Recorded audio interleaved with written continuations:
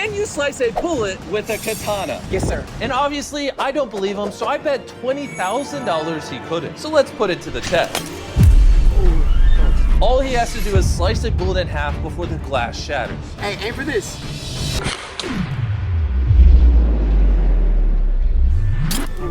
Close? This is just not possible.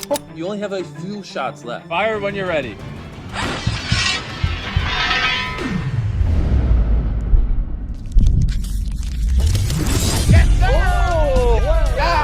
Hey, I'm not gonna do this, bro. You're kind of dropping a lot. I got you. Okay. Anyways, subscribe.